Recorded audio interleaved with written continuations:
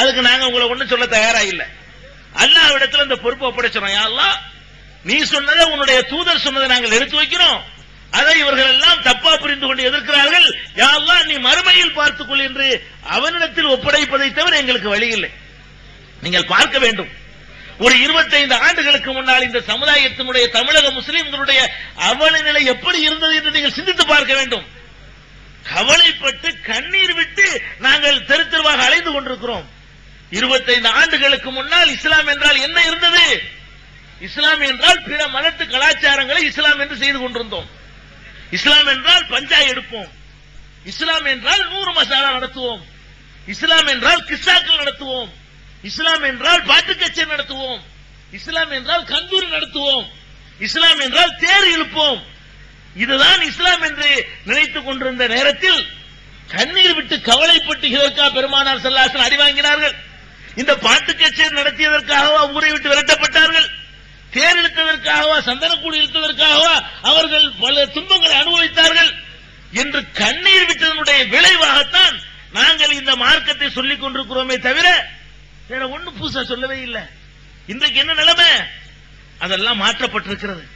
பள்ளிவாசல்ல, அல்லாஹ்வுடைய இல்லத்துல மௌலவிகளும் பெரிய பெரிய அல்லாமாக்களும் ஜமாத் தலைவர்களும் உட்கார்ந்து கொண்டு வரதட்சணை வாங்கி கொடுத்தார்களே, அதை பார்த்து கண்ணீர் விட்டதனுடைய விளைவு இந்த பிரச்சாரம்.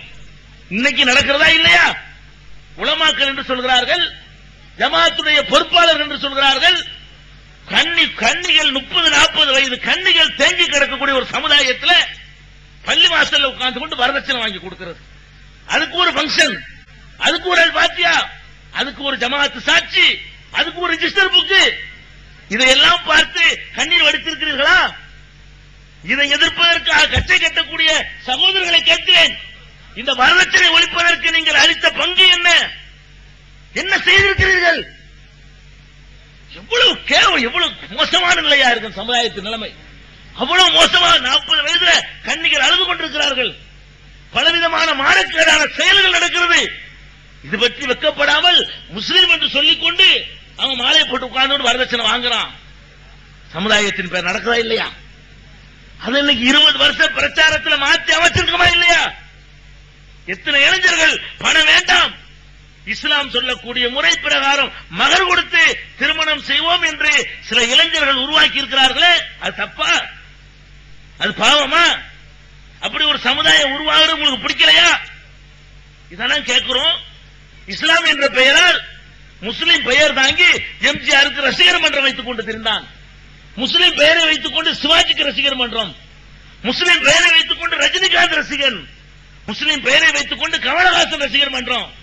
அப்படி இந்த சமுதாயத்தினுடைய இளைஞன் தத்தளிந்து தெரியல. இன்னைக்கு மார்க்கத்தை கேட்கறதுக்கு இளைஞர் உட்கார்ந்து இருக்கிறான. எதை எதிர்க்கிறீர்கள்? எங்கே இந்த சமுதாயத்தை கொண்டு போக ஆசைப்படுகிறீர்கள்? எந்த படுகொலியில தள்ளுவதற்கு நீங்கள் திட்டம் போடுகிறீர்கள்? நான் கேட்கிறேன்.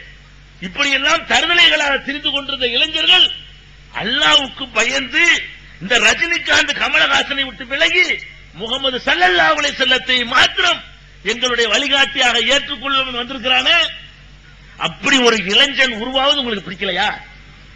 மார்க்கத்தை கேட்கிறதுக்கு இப்படி கூட்டம் வந்திருக்கிறா? கேட்கிறேன். 20 வருட காலமாகத்தான் நாங்கள் இதை பார்க்கிறோம். அதற்கு முன்னாடி மார்க்க கூட்டம் நடக்கும். மேடையில் இருக்கிற பேச்சாளருடைய எண்ணிக்கை அளவுக்கு கூட முன்னாடி மக்கள் இருக்க மாட்டாங்க.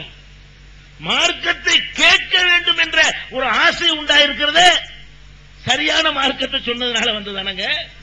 நீங்க அவிழ்த்து விட்ட கட்டுக்கதைகளையும் கப்சாக்களையும் கேட்க மக்கள் வந்தார்களா? சிந்தித்து பார்க்க வேண்டும்.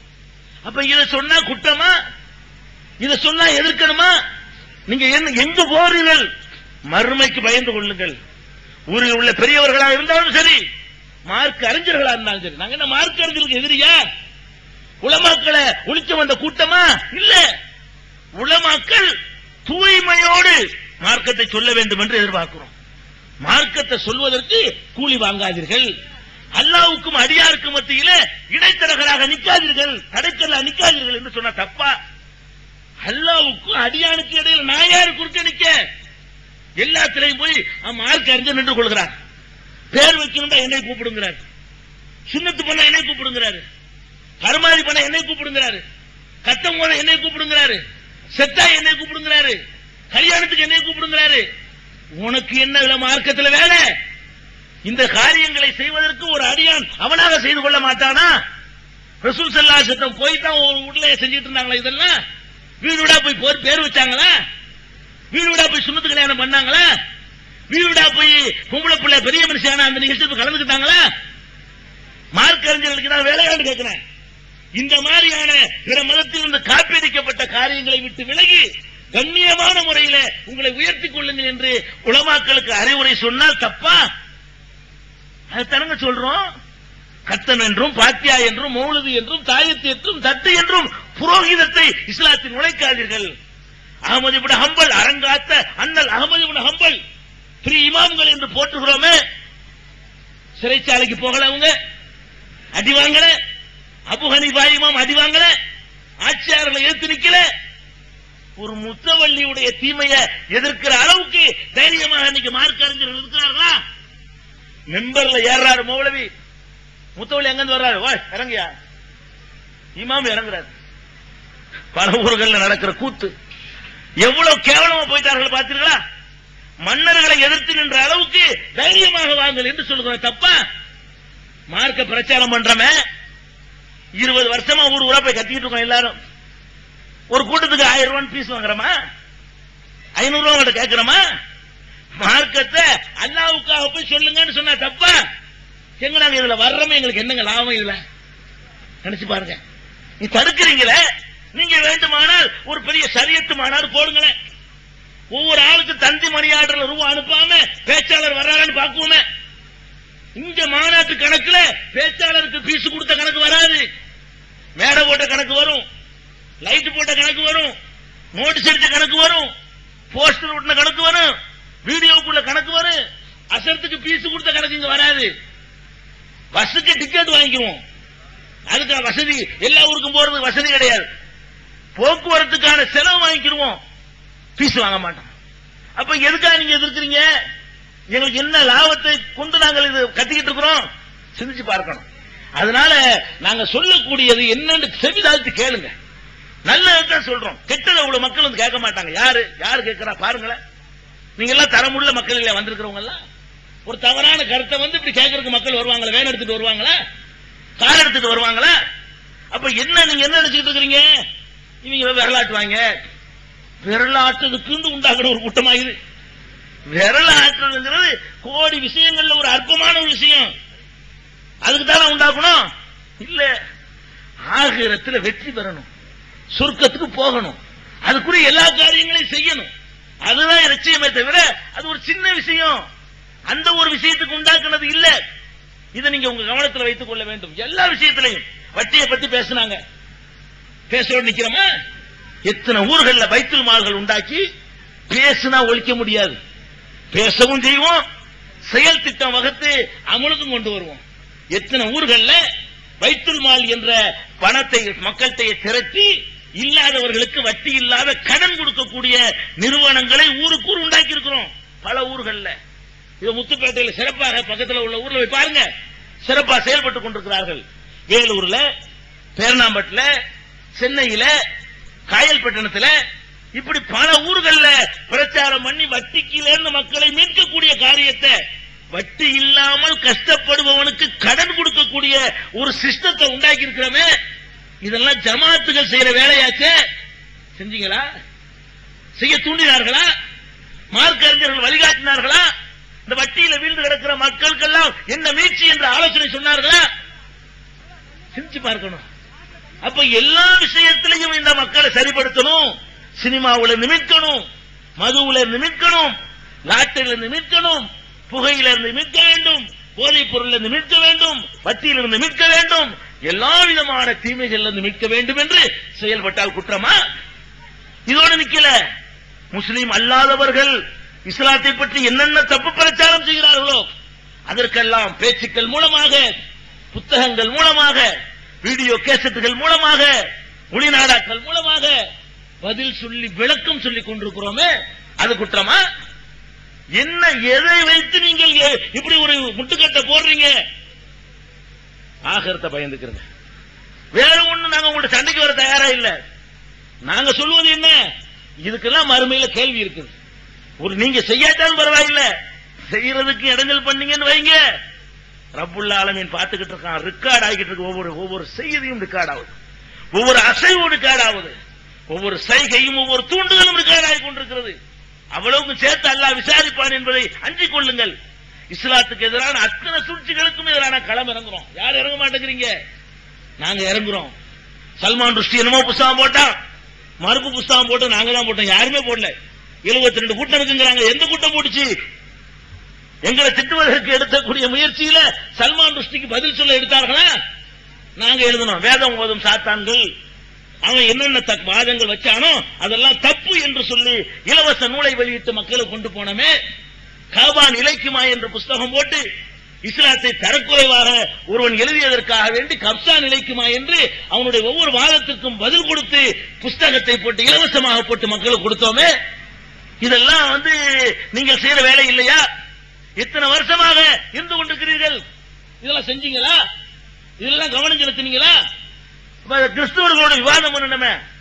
கிறிஸ்தவர்களோட விவாதம் பண்றோம், நாத்திகர்கள்ட்ட விவாதம் பண்ணுகிறோம், காதியானிகள்ட்ட விவாதம் பண்ணுகிறோம், அவர்களுடைய பிரச்சாரங்களை முறியடிக்கிறோம். இப்படி என்ன எந்த பக்கத்திலிருந்து இஸ்லாத்துக்கு எதிரான யுத்தங்கள் நடத்தப்பட்டாலும் களத்தில் நீங்க போராடக்கூடிய ஒரு சமுதாயத்தை உருவாக்குறோம். தப்பா? அதனால இதான் சொல்ல நினைக்கணுங்கிற விஷயம். கேள்வி பதிலுக்கு போறதுக்கு முன்னாடி நாங்க தப்பு சொன்னாங்க இப்ப சொல்றோம். குர்ஆன் ஆதாரத்தோட சொன்னா ஏத்துக்கிறங்க, நாங்க சொன்னா ஏத்துக்கிறாங்க. நாங்களா எங்க கையில மடியில போட்டு சொன்னா போடாண்டு போங்க. நாங்கள் சொல்லக்கூடிய செய்திகளுக்கு குர்ஆன் சான்றோடு சொன்னால் ஏற்றுக்கொள்ளுங்கள். நபிகள் நாயகம் ஸல்லல்லாஹு அலைஹி வஸல்லமுடைய சான்றோடு சொன்னால் ஏத்துக்கிறங்க. இல்ல அடுத்து எரிஞ்சிட்டு போங்கன்னு சொல்றோம். எங்களை பின்பற்ற ஒரு கூட்டம் உண்டாக்குறோமா? நாங்க என்ன சொன்னாலும் கேளுங்க. அப்படி சொன்னது இல்லையே. அப்படி சொல்பவர்களை கண்டிச்சுக்கிட்டு இருக்கிறோமே. அந்த மாதிரியான காரியங்களை நாங்க அனுமதிச்சதே இல்லையே. அது எங்களுக்கு உரிமையும் இல்லையே. அதனால நீங்க ரொம்ப கவனமாக இருந்து கொள்ள வேண்டும். இந்த மார்க்கம் ஆகிரத்துக்காக நம்ம ஏற்றிருக்கிற ஒரு மார்க்கம், துன்யாவுக்காக வேண்டி இல்லை. ஆகிரத்துல வெற்றி பெறணும்னு சொன்னா அல்லாஹ்ட்ட எந்த பதில் சொன்னா தப்பிக்க முடியுமோ அந்த பதில தயார் பண்ணிக்கிறீங்க. எங்க வாப்பா சொன்னாருங்கிற பதில சொல்லி அல்லாஹ்ட்ட தப்பிக்க இயலாது. எங்க அசர்த்து சொன்னாருங்கிற பதில சொல்லி அல்லாஹ்ட்ட தப்பிக்க இயலாது. எங்க ஜமாத்துல இப்படித்தான் சொன்னாங்க அந்த பதில் அல்லாஹ்ட்ட எடுபடாது. எந்த பதில் எடுபடும்? யா அல்லாஹ் நீ சொன்னது இப்படித்தான் அல்லாஹ், அது எடுபடும். உன் தூதர் சொன்னபடிதான் அல்லாஹ் நடந்தேன், அது எடுபடும். வேற எந்த பதிலும் எடுபடாது. அதனால அல்லாஹ்வுக்கு சொல்ல வேண்டிய பதில உலமாக்களுக்கு சொல்றேன், மற்றவர்களுக்கு சொல்றேன், சித்தப்படுத்திக் கொள்ளுங்க. இன்னும் சொல்ல போனா இந்த கருத்து சொல்ற மாற்று கருத்து இருக்குதா கொண்டு பேச வைங்க. மாற்று கருத்தை எல்லாரும் கேளுங்க. நான் கேட்காதுன்னு சொல்ல மாட்டோம், திட்டுவாங்க. நாங்க யாரும் திட்ட மாட்டோம், திட்டுவாங்க. நீங்க வேண்டாம் மாற்று கருத்து உடையவர்களை பிரச்சாரம் செய்யறதுக்கு வேண்டாம் கூட்டிட்டு வாங்க. வந்தார்களே ஆனால் விவாதத்துக்கு ரெடின்னு சொன்னாங்களே ஆனால் புடிச்சு வச்சுக்கிட்டு எங்களுக்கு போன் பண்ணுங்க, உடனே ஓடியாந்துரும். யாராவது விவாதத்துக்கு அறை ஊழல் விட்டாங்கன்னா ஆளை விட்டுறாதீங்க, நிப்பாட்டி வைத்துக் கொண்டு சொல்லுங்க. எந்த இடத்துல இருந்தாலும் எந்த புரோகிராம் இருந்தாலும் அதை கேன்சல் பண்ணிட்டு வர்றோம், மக்கள் மத்தியில் விவாதிக்கிறோம், அதுக்கு ரெடி பண்ணுங்களே. ஏன் இப்படி தேவையில்லாத வேலை பண்றீங்க? அதுக்கு ஏற்பாடு பண்ணுங்க. உங்க ஊரே அதுக்கு வழிகாட்டியா இருக்கட்டும். 2 கருத்து வந்துருச்சுல மார்க்கத்தின் பேரால. 2 கருத்துல எது சரிங்கிறத ஈஸியா நீங்க கண்டுபிடிச்சுக்கலாம். ஒரு பக்கம் எந்த துன்யாவை எதிர்பாராமல் ஒரு கூட்டம் உங்கள்கிட்ட பிரச்சாரம் பண்ணுது, இன்னொரு பக்கம் எதுக்கு எடுத்தாலும் உங்கள்கிட்ட காணிக்க கேட்குது. அதிலே நீங்கள் விளங்கிக் கொள்ள முடியும். அதுல விளங்கிக் கொள்ள முடியல, ஆதாரத்தை வச்சு விளங்கணும்னு சொன்னா விவாதத்துக்கு ஏற்பாடு செஞ்சுட்டு போங்க. நாங்க எப்பவும் ரெடி. வரலன்னு சொன்னா அதை வச்சு நீங்க சத்தியத்தை புரிஞ்சுக்கிறீங்க என்று கேட்டுக்கொண்டு இப்ப நம்ம கேள்வி பதிலுக்குள்ள போவோம். அதுக்கு முன்னாடி இன்னொரு அறிவிப்பு செய்ய வேண்டியிருக்கிறது. பல சகோதரர்கள் பல விஷயங்களை அவங்க ஊர் பிரச்சனைகளை பேசுவதற்கு ஊர்ல கூட்டங்களுக்கு தேதி கேட்டு நிறைய கடிதங்கள் வந்துருச்சு. மேடையில் உட்கார்ந்து இருக்கும் பொழுது எங்க ஊருக்கு தேதி உங்க ஊருக்கு தேதின்னு வந்துருச்சு. அவர்கள் எல்லாம் இன்ஷா அல்லாஹ் கூட்டம் முடிந்த பிறகு நாங்க தங்கி இருக்கிற இடத்துல யாருக்கெல்லாம் பிரச்சனை இருக்குதோ பேச வேண்டி இருக்கிறதோ எல்லாத்தையும் பேசிட்டு தான் போவோம், பேர மாட்டோம். இன்ஷா அல்லாஹ் நீங்க எல்லாரும் பார்த்துட்டு போகணும். முடிஞ்ச பிறகு எந்த இடத்துல நாங்க தங்கி இருக்கிறோம் விசாரிச்சுக்கிட்டு இங்கதான் இருப்போம். இன்ஷா அல்லாஹ் சுபுக்கெல்லாம் பிறகுதான் போவோம்.